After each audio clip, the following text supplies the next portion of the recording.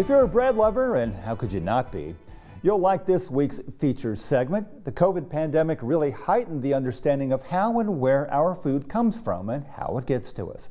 From a business perspective, though, some savvy producers were ahead of the curve in cornering a market advantage. A little luck never hurts either. Once again, Peter Tubbs has the story. 25-pound bags of all-purpose flour are being filled at Farmer Ground Flour in Trumansburg, New York. Each bag marks the halfway point of the journey for grain grown in New York State to the plate of consumers in the northeastern United States. The circuit for this grain from field to table could be as short as 15 miles, which is exactly as the owners intended. My grandfather was a German immigrant. He was a baker. And when I was a kid, I used to run around in the bake shop, get covered in flour. And when it dawned on me that his main gig was flour, I thought, oh my gosh, I should try and look at producing flour from the grain that I grow on this farm. And in that way, I can increase the value of it, so value added. The first challenge in Tor Oshner's flour project was discovering that grinding flour isn't a hobby to be done as a home business. Flour is a food product that's regulated by the state of New York. Milling flour requires a facility. A facility requires scale. That scale came slowly. So originally I thought I was going to be an organic farmer, got sucked into flour milling, and I'm happy I did. I really like it. I still get to work with farmers a lot, have an understanding of agriculture and all that stuff. Greg Russo met Oshner as a student at Cornell University in nearby Ithaca, New York. As both men discovered the demands of flour milling, Russo took charge of the mill full-time. The early grinds were performed by manually pouring grain from a bucket into the mill.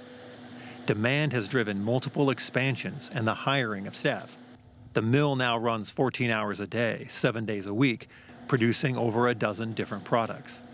But working with grain from New York State has its own set of challenges. 95% of the bakers said this: you cannot grow food-grade wheat in New York. It's going to be crap. We can't grow good bread. Flour here, you guys are nuts. This is never going to work. And, you know, we were so stupid that we did it anyway. 200 years ago, Rochester, New York ground more flour than any other city in the world. Flour milling soon migrated to the Western Plains, which is better suited for wheat. And any miller will tell you there's a big difference between hard wheat grown on the Western Plains and hard wheat grown on the East Coast. So, but upstate New York does happen to be a pretty favorable little pocket for growing bread wheat. That's sort of central to our identity and mission statement, sourced locally. Their flour finds its way into commercial bakeries throughout the Northeast, forming the base of a broad range of breads and pastas. Another part of the mission of Farmer Ground Flour was to supply Wide Awake Bakery 3 miles away. Turns out that stone milling, or ball milling, is an extraordinarily complicated business. And to make a really nicely performing flour takes a lot of expertise that is really not taught anywhere. I mean, I know that there are places to learn milling, but again, this is all large-scale industrial roller milling. There simply isn't the knowledge base for stone milling. It's died out. That is gone.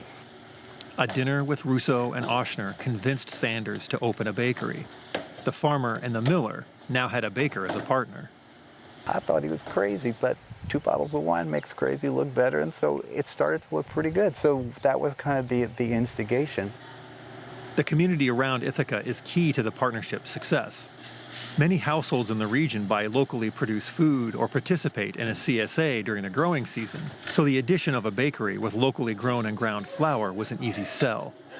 The niche where Wide Awake Bakery sits is focused on a high-quality product that can't be produced on an industrial scale.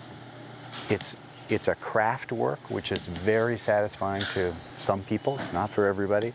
It takes a tremendous amount of dedication. It's a very long road to learn how to make great bread. You know, any fool can make good bread, but to make great bread is actually extremely challenging. The partnership between grower, miller, and baker provides the opportunity for feedback to each part of the process. This was this giant feedback loop where we were making flour, I was growing wheat, and we were getting back information from the end user, the baker, and they were telling us what we needed to do, and us making the mistakes, doing the experiments, getting some victories. Slowly over the years, all these different little tricks that we learned over time has slowly improved our flour to the point where, people really think it's good flour. The techniques of organic production limit the amount of grain available each year, but also provide the opportunity for more farmers to market their grain through farmer ground flour.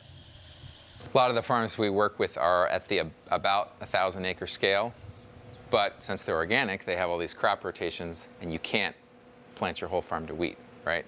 So of any of these farmers, we're only buying a fraction of their total acreage, their total crops, which is why we pull from 7 or 8 farms. Farmer ground flour sources grain from farmers over a 150-mile range of upstate New York to reduce its weather risk each year.